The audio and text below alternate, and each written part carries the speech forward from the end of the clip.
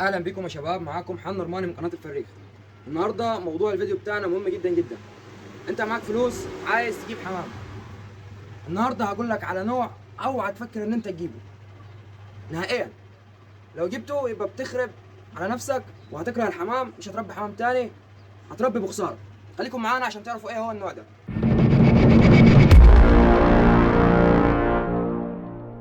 ورجعنا لكم تاني. طبعا في ناس كتير بتكلمني بتقول لي عايزين نبداوا مشروع الحمام، عايزين نربي، عايزين ناكل، عايزين نعمل اي حاجه في الحمام. نجيب ايه؟ بقول له يجيب ايه؟ برضه في الاخر بيروح يجيب النوع اللي بقول لكم عليه اللي هو البلدي، الحمام البلدي زي ما انتم شايفين. ده الحمام البلدي. طبعا الحمام البلدي مش هيفيدك في حاجه. اولا الحمام البلدي سعر الكلفه يرفع، سعره هو يرفع.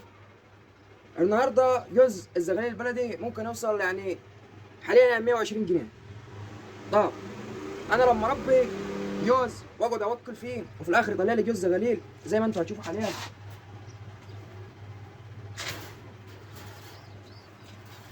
عظم. ايه ده؟ ده عظم، ده مش حمام، ده مش حمام. ان انا اطلع فرد بعد تعب علاجات وربي، يا راي ده لو يا ماما مش هيبقى كده يا راي. ايه في ادي الحمام البلدي. طب ده انا اذبحه يعني دلوقتي؟ انا لما هاجي اكل، انا واحد عن نفسي لو دخلت على فرد حمام زي كده ممكن اكل لي 3 4 منه، مش هيعمل لي حاجه. انت دلوقتي راجل بتصرف وتكلف علاجات، في الاخر تطلع لي جوز بلدي. ايه ده؟ مش حمام، ده مش حمام. عايز تربي حمام ربي اللاحم، ربي الزاجل، ربي الكرزلي. ايه هيفرق يعني معاه؟ طلع لك حمامه هتعرف تاكلها، طلع لك حمامه تعرف تاكلها. انا اوريكم دلوقتي الفرق بين ده وبين اللحم. طلع لكم فرد لحم من السلاله بتاعتنا، بسم الله ما شاء الله. ده فرد لحم من السلاله بتاعتنا لسه ما فكش ليش. تمام. ده على فكره الفرد اللي كان عنده تنفسي وعالجناه في الفيديو اللي قبل اللي فات او اللي فات. تمام. صدق حمامه، ده زغلول. بص الفرق، بص الفرق.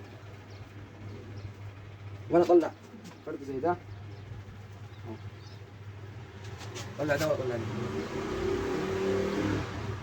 طلع ده ولا طلع ده. انت يعني انت فكر، قول لي الصح. بص تحت جناحه يعني، اهو تحت جناحه ادي الحمام، ما جابش حته ناحيه صدره منه. ده مش حمام. اوعى تربي الحمام البلدي. اللي يقول لك ربي حمام بلدي، طب ما في ناس مثلا ايه، يعني انا هربي حمام بلدي عشان مثلا ايه سعره رخيص. طب فين اللي رخيص؟ طب انا اجيب لي جوز يا عم، جوز الزاجل او جوز الكريزلي مثلا ب 200 250. طب انا اجيب كريزلي ليه؟ انا اروح اجيب جوز بلدي مثلا ب 120 وفي ناس بتبيعه ب 150 يقول لك شغال ضمان ومش عارف. طب ما شغال ضمان، هعمل ايه انا بالضمان بتاعه؟ هعمل ايه بالضمان بتاعه؟ صح مميزاته ان هو حمامه ما مناعتها قويه، هتطلع لك، هتنتج لك. انا استفاد ايه بعد كده يعني لما يطلع لي زغلول زي كده؟ اعمل ايه بيه؟ اعمل ايه بيه؟ انا زغلول. فاوعى تربي النوع ده.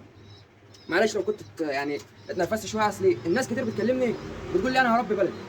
يا عم مش هينفع يا عم، الاكل النهارده شوف كيلو الكلفه بكام، مش هتستفاد حاجه. بس كده يا جماعه، حبيت افيدكم واقول لكم محدش يشتري حمام البلدي، ونشوفكم في فيديو جديد ان شاء الله.